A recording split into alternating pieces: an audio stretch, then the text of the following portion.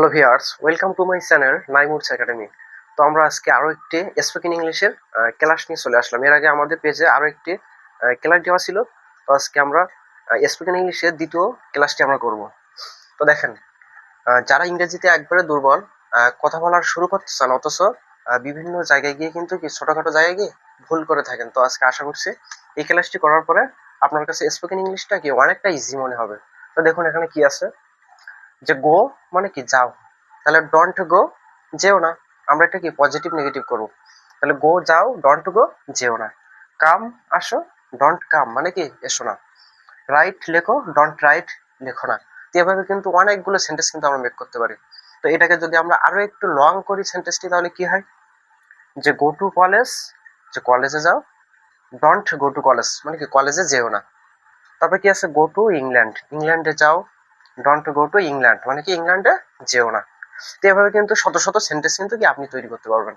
তো আমরা যদি এটাকে যদি আরো একটু ভিন্ন রূপে দেখতে চাই, সেটা কেমন হতে পারে, যে আমাকে দেখতে দাও।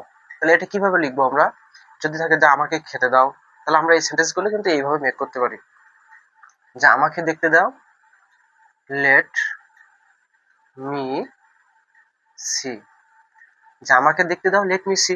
তাহলে আমাকে খেতে দাও, লেট মি ইট।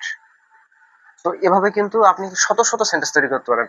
একটা মাত্র রুল না, ওই রুলটার পাশাপাশি অনেকগুলি স্ট্রাকচার দিয়ে কি একবারে শিখতে হবে। কিন্তু আপনি যদি মাত্র একটা রুল দিয়ে একটাই শিখেন, তখন কিন্তু স্পোকেন ইংলিশে কি ভালো করতে পারবেন। এই জন্য পাশাপাশি দুইটা তিনটা স্টেপ কি ধারাবাহিকভাবে শিখতে হবে। যেমন আমাকে দেখতে দাও, লেট মি সি। আমাকে খেতে দাও, লেট মি ইট। আমাকে যেতে দাও, লেট মি গো। আমাকে লিখতে দাও, লেট মি রাইট। এভাবে কিন্তু শত শত সেন্টেন্স তৈরি করা যায়। তো আমরা স্টেপ তিনটি শিখলাম আজকে, যে গো থেকে যাও, ডন্ট গো।